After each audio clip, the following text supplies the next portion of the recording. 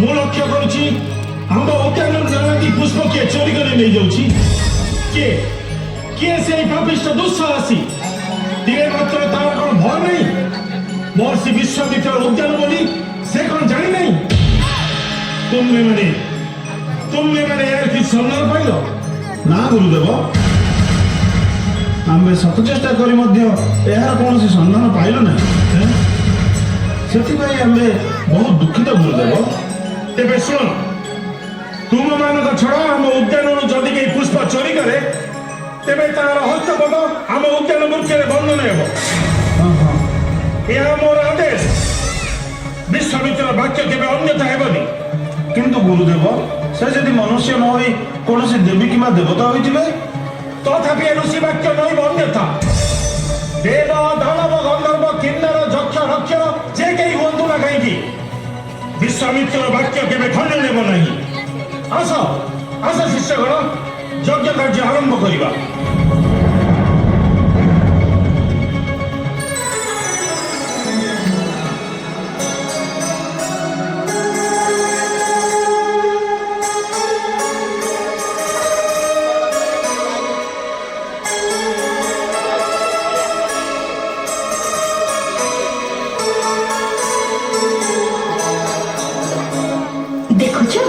ଦେଖୁଛୁ ଉର୍ବଶୀ, ବିଶ୍ୱାମିତ୍ରଙ୍କ ଉଦ୍ୟାନରେ ଫୁଲ ଗୁଡ଼ିକ କେଡ଼େ ସୁନ୍ଦର ଦିଶୁଛନ୍ତି। ସତେଲୋ ମେନକା, ଋଷିଙ୍କର ଏହି ଉଦ୍ୟାନ ତୁଳନାରେ ଆମ ସ୍ୱର୍ଗର ନନ୍ଦନକାନନ ବି ମଳିନ ପଡ଼ିଯିବ। ଏହାର ଶୋଭା ଅପୂର୍ବ, ମନକୁ ଏକା ବେଳକେ କିଣି ନେଉଛି। କିନ୍ତୁ ଉର୍ବଶୀ, ସବୁଦିନେ ତ ଆମେ ଏଠାରୁ ଫୁଲ ତୋଳି ନେଉଛେ। ମୁଁ ଭାବୁଛି ଋଷି ବିଶ୍ୱାମିତ୍ର ବୋଧେ କିଛି ଜାଣିପାରୁନାହାନ୍ତି। ନ ଜାଣିଲେ ତ ଭଲ। ଏଇ ଦେଖିଲୁ କେତେ ସୁନ୍ଦର ଫୁଲ ହେଇଛି।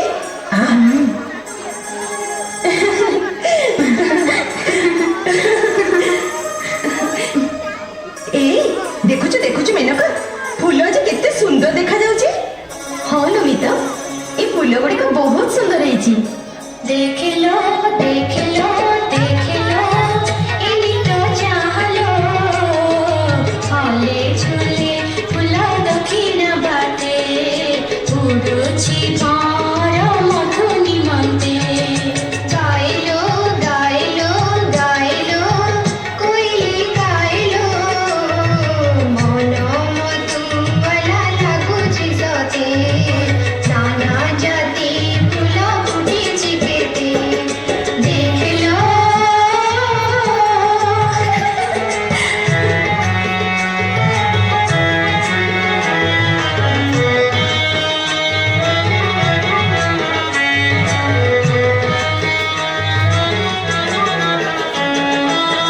ଗୁଣଗୁଣ ନାଦରେ ଗାଇକି ଆନନ୍ଦରେ, ଧରଣୀ ରାଣୀକି ବିନା ବାଜୁଛି ସତେ। କୁଣିଆନ କୁଲୁଡ଼ି ଉଡ଼ି ଯାଉଛି ପଡ଼ି, ମାଝି ହୁଏ ଯେ ସନି ଚଳନ୍ତି ପଦେ। ଗହିଲ ପବନ କହିଲ,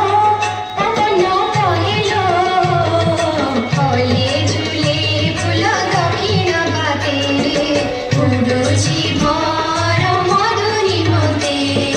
ଦେଖିଲ। ହଁ ମେନକା, ଚାଲ ଏଠୁ ଫୁଲ ତୋଳି ଶୀଘ୍ର ପଳେଇବା। ଋଷି ଜାଣିବା ଆଗରୁ ଏଠୁ ପଳେଇ ଯିବା, ନହେଲେ ବିପଦ ଆସିପାରେ। ଚାଲ।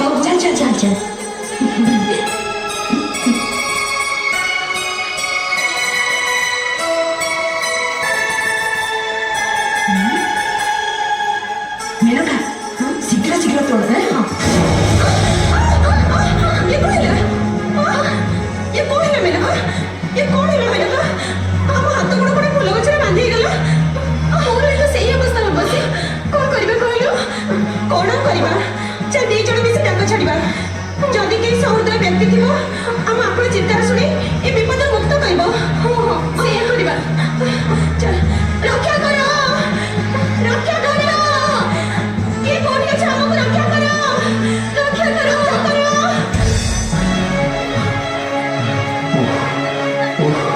ମୁଁ ଭୀଷଣ କ୍ଳାନ୍ତ, ଆଉ ଧାଇପାରିବିନି।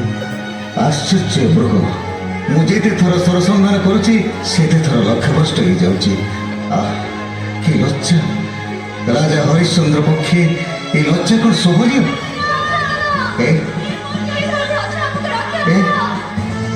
ଦୂରରେ ଏକ ଆଶ୍ରମ ଆଉ ଆଶ୍ରମ ଭିତରୁ